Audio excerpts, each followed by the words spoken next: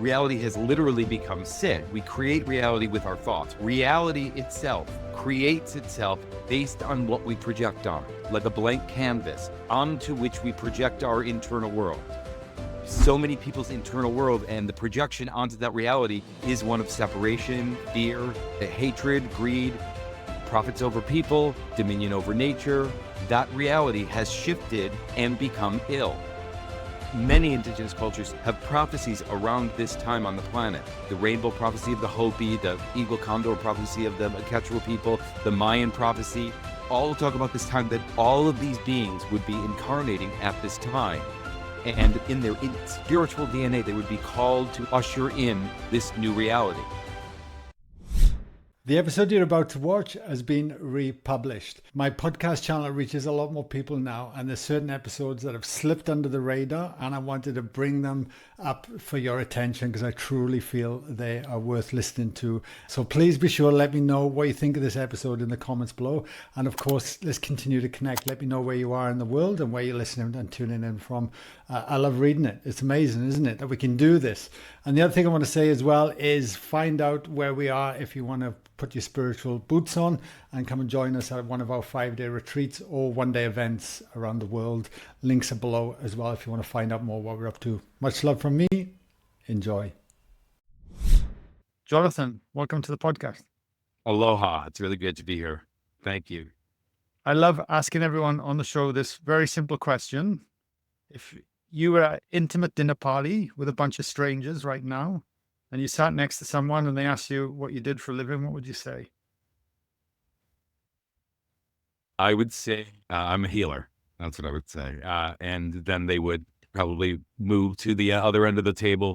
But yeah, that's what I do. That's what I do for a living. I'm a professional healer. And if they didn't move to the other end of the table or wanted to know more? I work with people to come back to their true nature through a shamanic paradigm.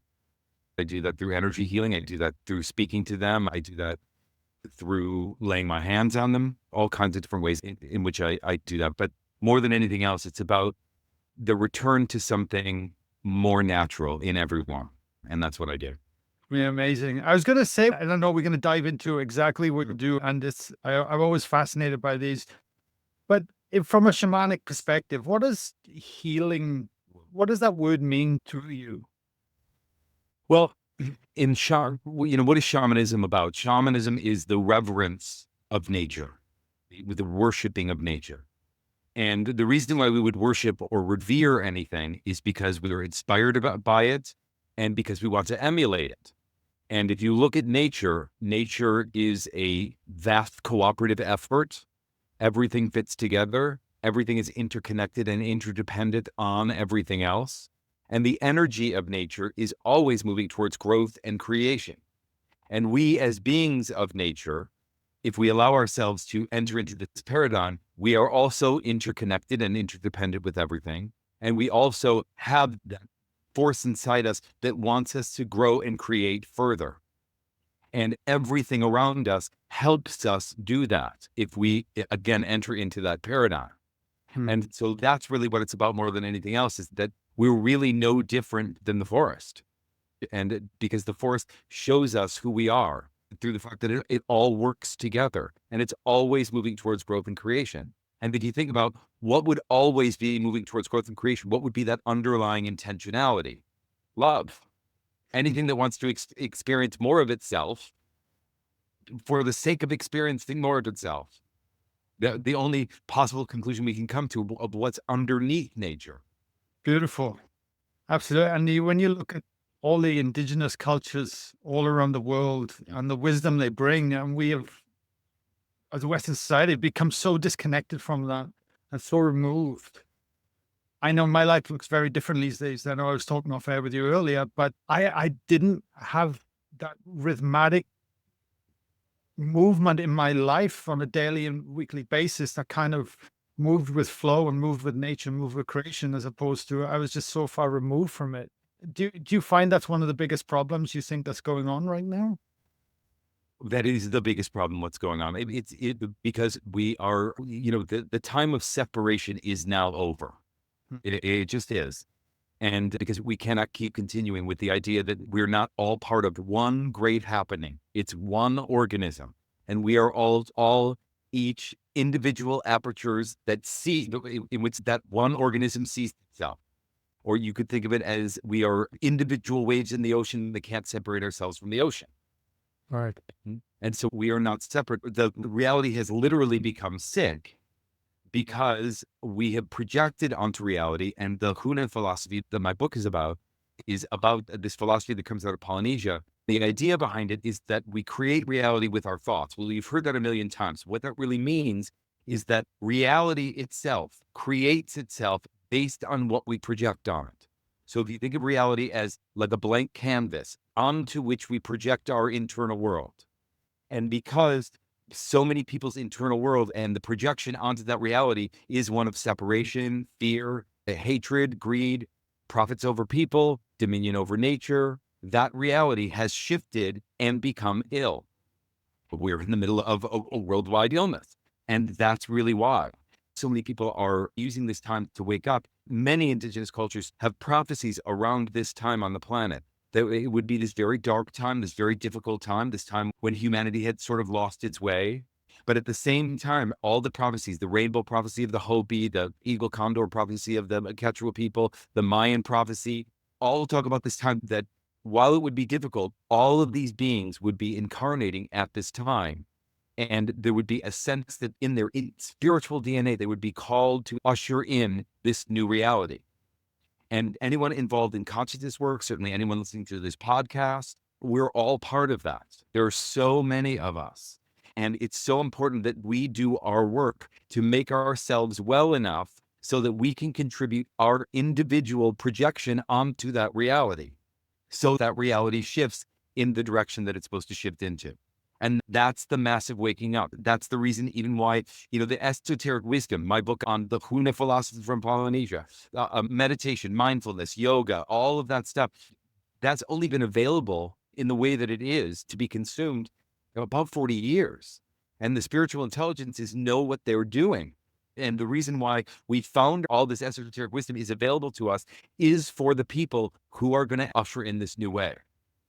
Do you think it's human nature that we have to, or even universal law, that we almost have to break down or have discomfort first to really drive us forward to create growth required? Well, as a professional healer, I could tell you that resistance and healing go hand in hand. They are the two sides of the same coin. There isn't one without the other. And we're hardwired in some ways to resist change, even positive change. The psyche has a default network in the brain that is constantly worrying about the past and worrying about the future in order to keep a continuity of self.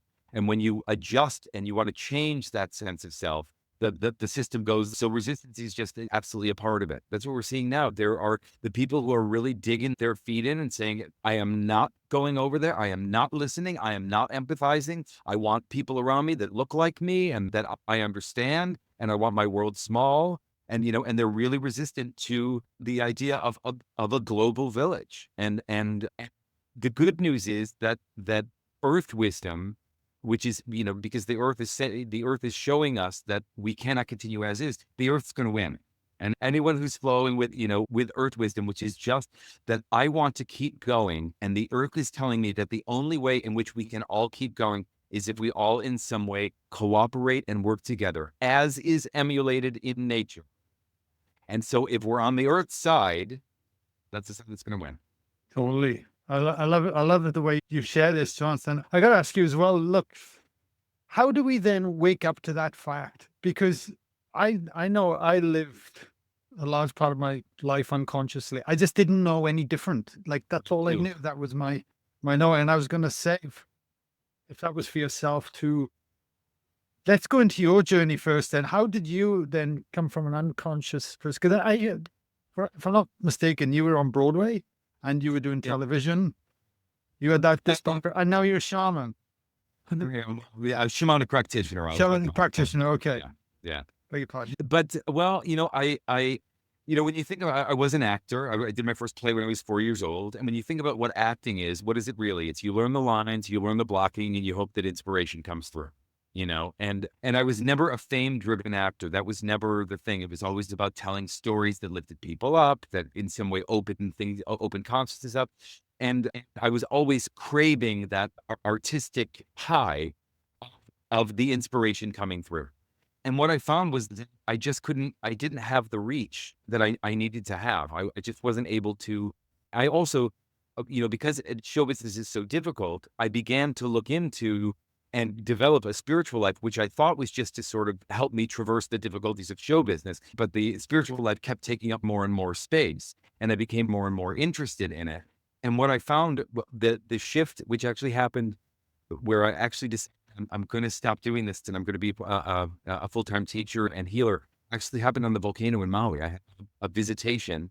And this is after many years of working with shamans on 3 different continents, lots of shamanic study and all that. But I had a visitation that was hard to explain. And I knew within a half hour, I have to completely change my life. I'm called in a different direction. And it was an identity crisis. And all my friends thought I was nuts because I was doing well as an actor. But I just needed to make that change for me. Now there's a perfection in all of it. I can see that skill set is so helpful. Even now in this work, I wrote my first book and it just kind of came up, and it's just because I understand narrative. I understand humor. I understand how a group dynamics and all of those things led me to becoming a spiritual teacher. Yeah, beautiful. So I'm fascinated as well because I noticed that you had worked with people from Brazil, Mexico, Bali, and Hawaii, which I believe your latest book, The Shaman's Mind, is based upon the principles from Hawaii. Is that correct? Yeah, that's correct. Well, what I found in working with the shamans in all these different places was that they, even though their localities are different, their practices are slightly different, they all see the world in just about exactly the same way. Right. And that opened me to something. And then when I discovered the Huna wisdom, it was the first time that I was introduced to a philosophical construct that helped me see how all of these shamans are thinking similarly, which is the reason why I called it the shaman's mind, because even though this philosophy is out of Polynesia, it is a philosophy, and it's very simple stuff, and it's a lot of stuff that I just never seen it so elegantly put in one place. And if you follow that philosophy and integrate it and use it in your life, you enter into the way in which the shamans see the world. All shamans. It happens to come out of Hawaii, and my aesthetic is Hawaii. I love Hawaii. Hawaii's my place. But what I found was a universal shamanic paradigm through this philosophy. And it's very, shamans are tricky because they don't, most of them, they don't even know why they do what they do. They don't know how they do it. They just do it. Right. So it's very hard for them to communicate to a Westerner exactly what it is that they're doing, because in some way it's so in their culture, it's an entirely different way of seeing the world. It's seeing the world with the point of view of, well, if I have an answer to a question, I just go to the tree and it'll tell me, now we have to do all kinds of undoing to even get to that, but essentially that was that's what I discovered about all shamans just so many shamans that I came in contact with. And this helps you see through that lens. Got it. Yeah. Yeah, beautiful.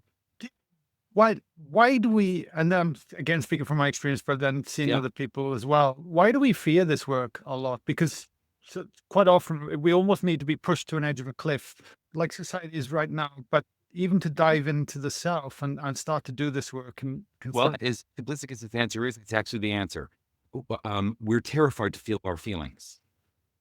And what I mean by that is that, we are all being culturally indoctrinated that we are to assimilate. We are to fit in with everyone else. We are to keep up with the Joneses. We are told on television what we're supposed to look like, what our money is, what people are, what men are, what women are. We're taught to assimilate, and to actually feel what's true and real for you is to pull yourself away from that expectation to assimilate and follow your own inner directives, connect with your own nature. And people are terrified to do that because it's a singular path.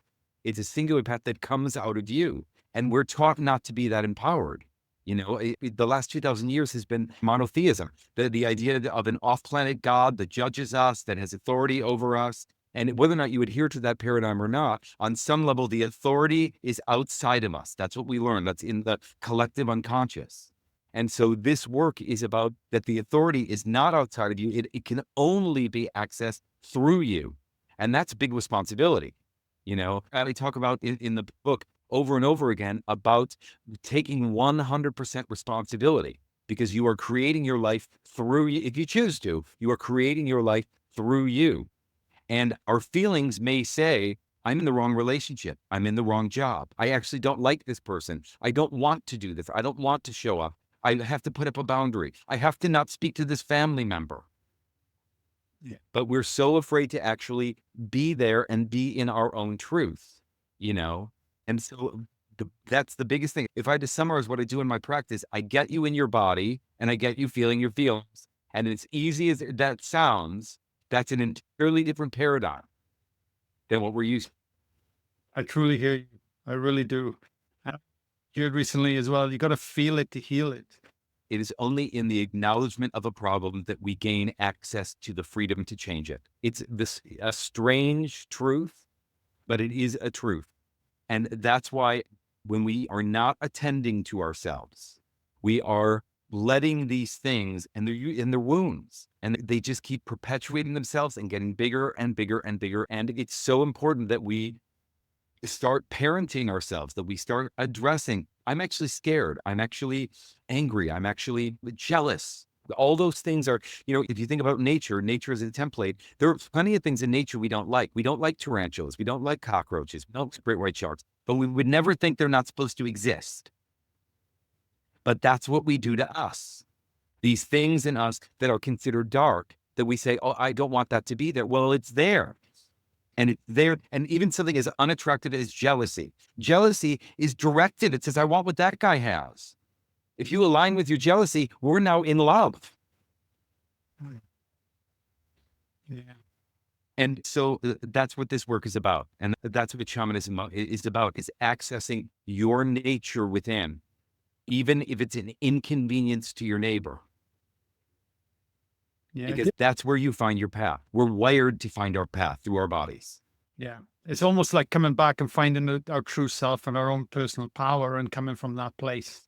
One of the biggest things I used to struggle with in my life was actually saying no, and not having those boundaries. And then, of course, that would create a series of emotions and feelings and really have my external world reflecting straight back at me, but I couldn't see it, When you wrote this book, The Shaman's Mind, I'm curious, did it come out during COVID, before COVID? It came out in July.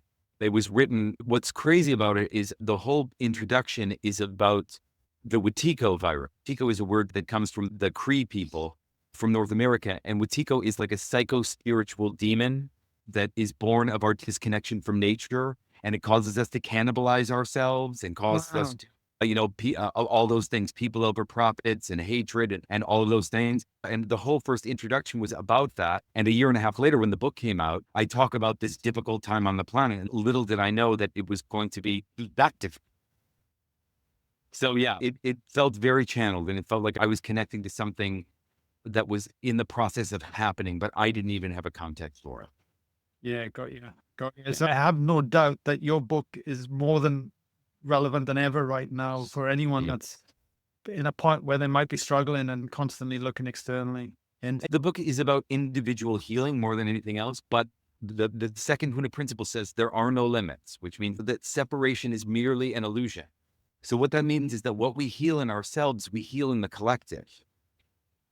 And so even though the book is about personal healing, it is about personal healing as an act of sacred activism. My Hawaiian teacher, Serge King, says, if you want to heal someone, think of them and you feel good. What we heal in ourselves, we heal in the other.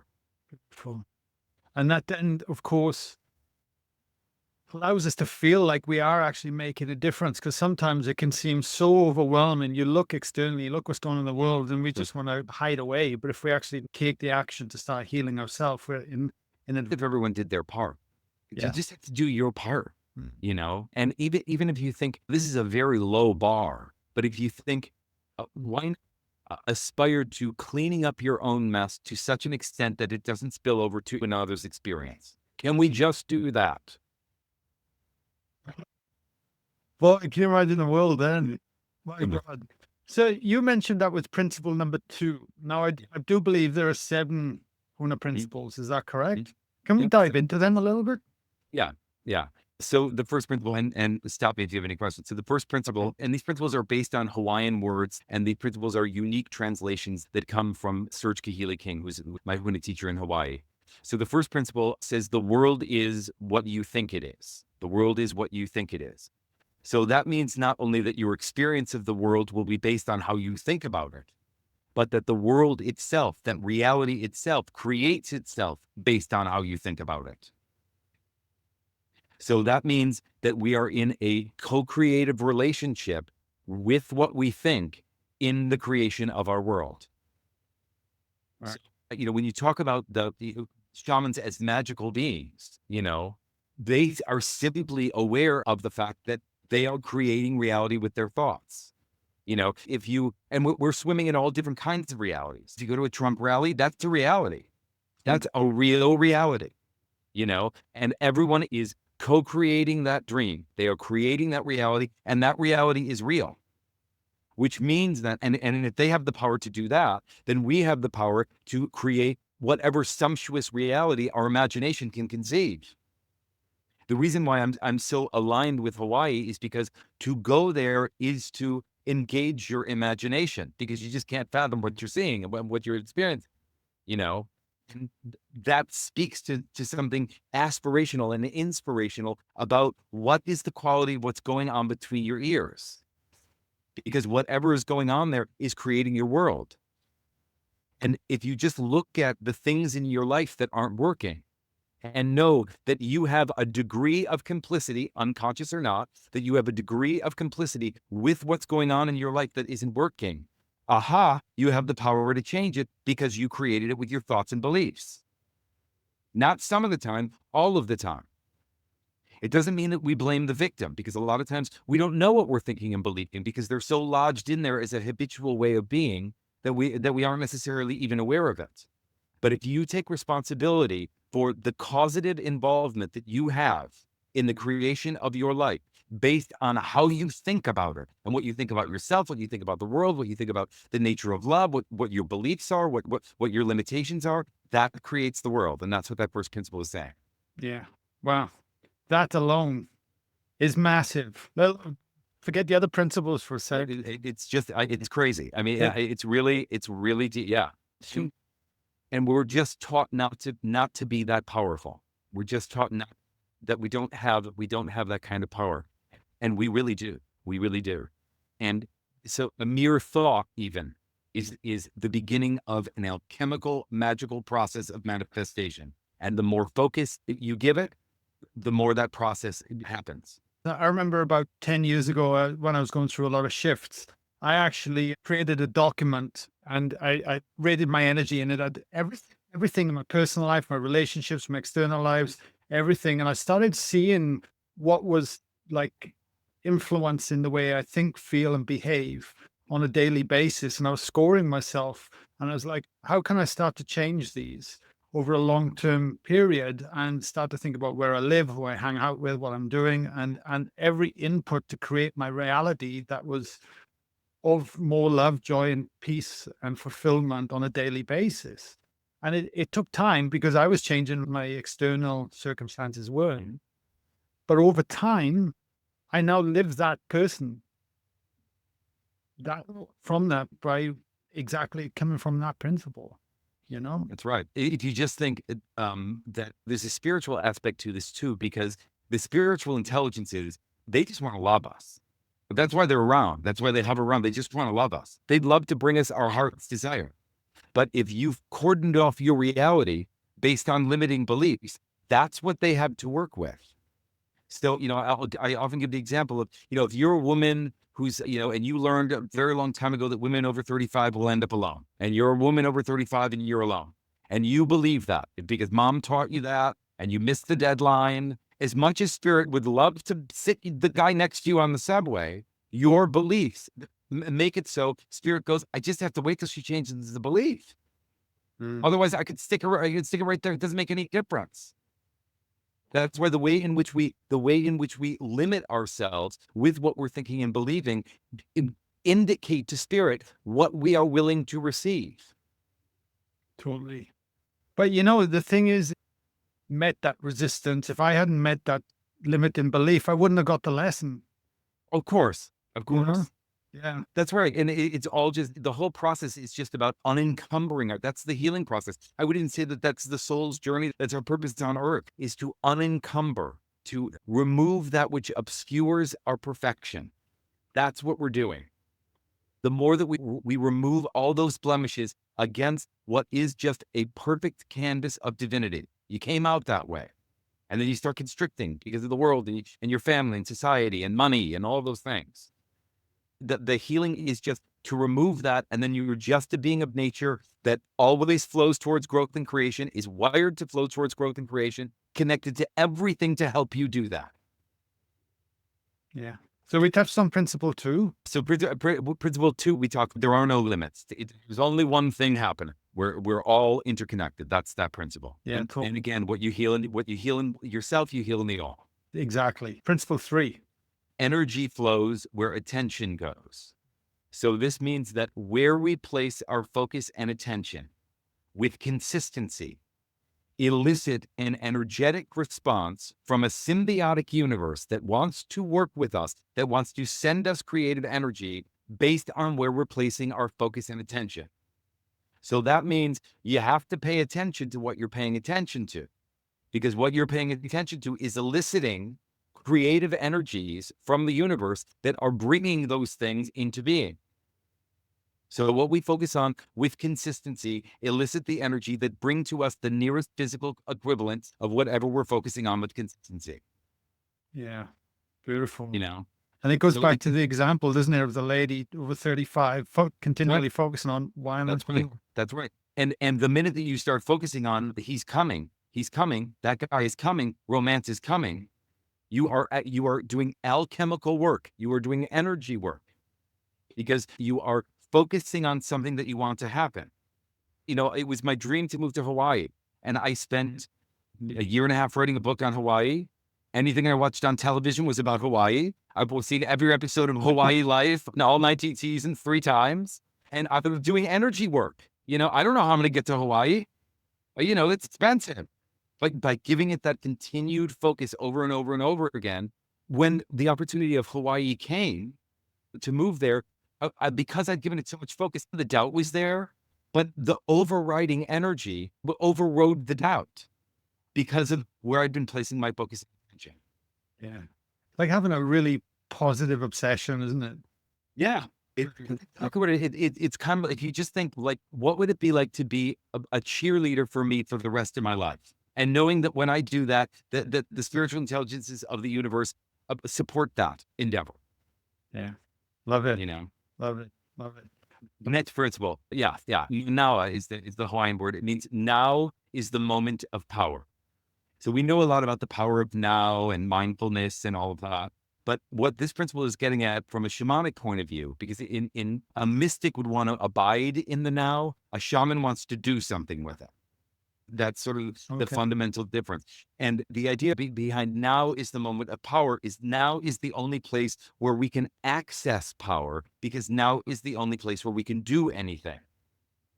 So that means that we can, in the present moment, recalibrate the future, reframe the past, recalibrate our identity.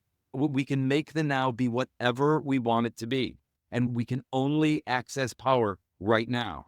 You know, in the Hawaiian language, they don't have past tenses and future tenses in their language. So a sentence like, I went to the store yesterday to buy milk, in Hawaiian is, my having gone to the store yesterday to buy milk is now over. Everything relates to the present moment. So their language itself doesn't allow you access to anything but the present moment. Or a sentence like, I'm going snorkeling next week becomes, my having gone snorkeling next week hasn't happened yet. Everything relates back to the now. And that means you think about it, you can start over in any given moment. That's what this principle is getting at. You can start over in any given moment. Even if you've been mired in a bad habit, in the moment you start the habit of a new habit, you can only do that right now. Of course. Yeah. We get so conditioned, don't we, on this linear time frame. Monday to Friday, alarm clocks, work, time, set, and everything is projecting, and we just go unconsciously through so much. And even when you do want something and the doubt comes up, which it will, you can only attend to it now. When I talk about living a spiritual life, what am I saying? Being creatively engaged with what's happening. That's what that means. Creatively engaged with what's happening. And if what's happening is this doubtful thought form, I'm going to attend to it because I know that the world is what I think it is. And so I'm going to attend to it because I don't want that thought form is going to muddy up the energy. You know, mixed thinking gets mixed results according to this philosophy.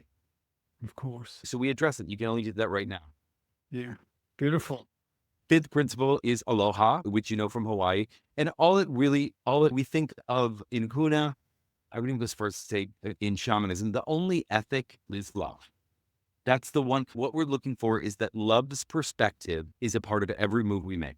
That's what this principle is getting at. Is love present? That doesn't mean that we're just airy-fairy, nice people all the time, because sometimes the most loving thing to do is to put up a boundary, is to leave, is to be brutally confrontational. But what we're looking at in that principle is love's perspective present, because love's perspective aligns us with the organizing principle of the planet. If love's perspective is present in your action, your deeds, who you invite into your life, you're in that flow. So that's what that principle is getting at. The sixth principle, mana, means the translation is all power comes from within. All power comes from within. So that means we are each a part of an infinitely powerful universe, and that powerful infinitude converges at the point that I call me. So I have all the power and you have all the power. And this is a really big one because this the one that reminds us that your journey through life can only come through you, and that nothing has authority over you unless the authority in you gives your authority away to it. And so it's saying that we always have the authority. And if you look at the word authority, there's that word author, to author our lives. That's what we can do when we claim our own authority. And so I have all the power and you have all the power. My Hawaiian teacher, he says, I don't ever get disappointed in anyone because people are always going to do what they're going to do. And what he's getting at is that I have the power to let you be exactly as you are. And if you're empowered, you have the power to let me be exactly as I am. And if you think about the nature of power, power over something is just going to lead to retaliation and fear. That's the result. Power against something, just going to lead to resistance. But the power, real power, is only when we empower. Because when we empower, we have the power to give away. Yeah. So if you're thinking in that so much, we pull away from that which we don't have. We get jealous. We separate ourselves from those things rather than blessing them.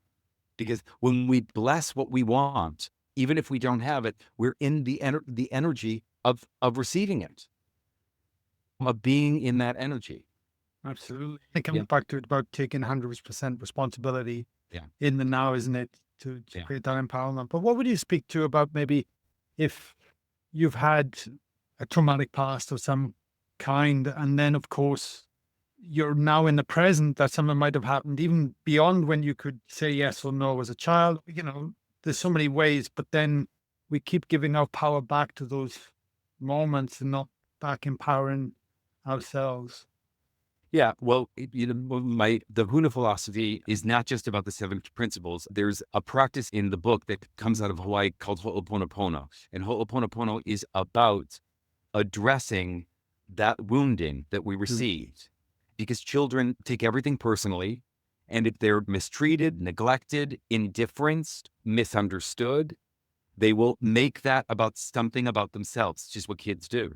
And that gets, they're called formative years for a reason, right? And that gets lodged in there as the sense of self and unaddressed. If you were taught, I'm going to be punished if I speak up, every time you want to speak up, you'll be nervous, embarrassed, shameful. And that's just a mistake. The mistaken identity. That job is to be able to speak up.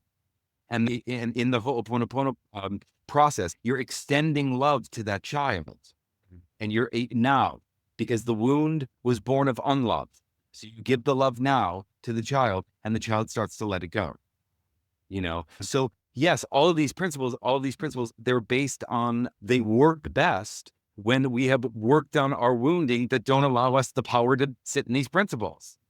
And the whole point is the principles ask you to look at those things inside you that don't allow you to create the world that you want. It's not because you're an idiot. It's not because anyone's an idiot. It's because we were taught things that are antithetical to our best interests that lie lodged in the unconscious mind. And as soon as we make them conscious, but by actually saying, I'm actually going to address the fact that I'm ashamed to speak up. Doesn't mean that it's going to happen like that, but that is a wound, and I'm going to address it, and then we're in business. So. Yeah, no, thank you. Because from what I'm seeing or I'm picturing, is almost like on one hand we're actually working on the healing, the trauma, whatever is holding us back, and then on the other hand we're starting to apply the principles into our lives slowly but surely and work to move forward. Would that be that? And that's why I say the negative narrative, it's gonna be there. Anytime you inspire or aspire to anything, there's gonna be a voice inside that says, "Who do you think you are?" Or "That's not for you," or "You don't look right," or "You're not smart enough," or "You don't have enough money." And with this, what this philosophy is getting at, what Ho'oponopono really is about, I see you there. You're just a little boy, and I know why you feel that way, and I love you, but we're going this way anyway. And if you come along with me, you're going to like it better. Yeah. Okay. Beautiful. Yeah. The last principle, effectiveness is the measure of truth. Truth is the only absolute truth is that everything is. Everything else is just something that someone made up. And so the only truth is the truth that actually works for you, which means that truth is highly individual. And now we're back in our bodies, in our power, because it's only from you that you can, it's only what's working for you that you decide what is your reality and your truth. And this principle is also saying that be flexible and be creative, because there's a million ways to do everything. If one thing doesn't work, go back and go through the principles again. If what you're getting isn't coming to fruition, if whatever truth it is that you're aligning with isn't being effective, what are you thinking? Are you sensing the fact that you're connected to everything? I'm going through the principles right now. What are you focusing on? Because that's inviting in energy. Is love present? Are you in the present moment? Are you empowered? And then see where you are again. Yeah, but it's so empowering, especially when you have something and you have a blueprint you can turn to and practice, Yeah, beautiful. And I'm taking all this is in the book, right? If people want to dive deeper. There are practices and exercises with each principle so you can really integrate it into your life and understand it. Amazing. Thank you, Jonathan. I got questions I ask everyone on the show, and I'm feeling I need to ask you this one is, what's been a low point in your life that's later become a blessing? I was cast in my first Broadway show, and I was involved with the show for about a year. It was the dream come true, and the most difficult, angriest, saddest time of my entire life. I won't go into why, but it was just what struck me was that this thing that I thought I wanted was not for me. And it was very hard and sobering to really look at that, but it opened something up. And now I would say it speaks to the nature of spiritual paradox.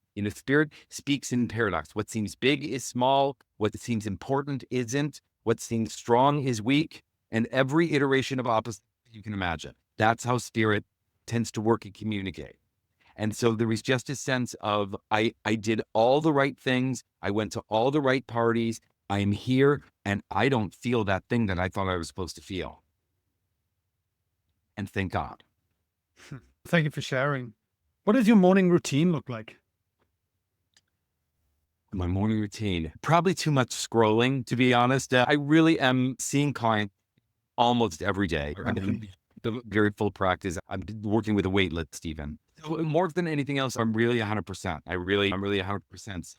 More than anything else, it's about being a normal person, and it's about taking care of whatever taking care of myself looks like. Whether that's some sort of relaxation, whether it's just turning off my mind, because the nature of my work is spiritual. I'm in the energies all the time, probably because I need so much healing, to be honest. I think it's a win-win, because that's so much a part of my life. More than anything else, it's just about relaxing and taking care of myself. One of the things that's really come up as my practice has gotten so big and the book and all that I just can't sustain the reach that I want in the city. That's why I need to make that move. I need to be fed by nature. And so the move is as much about me continuing to do this healthily as it is anything else. I work with two other practitioners. One's a therapist. She's been doing it for 20 years. Another guy's Matt, who I work with as well. He's been working with sound and individual clients for 17 years. And it takes its toll.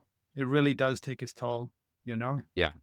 And you just have to really watch it. And, I take care of myself enough to where if I get a sense that the client is going to be something that is going to, feed both of us, I'll say this isn't probably the right fit, or, I do what I need to do to take care of myself, because when you're doing this work full time, it can be a lot. Okay.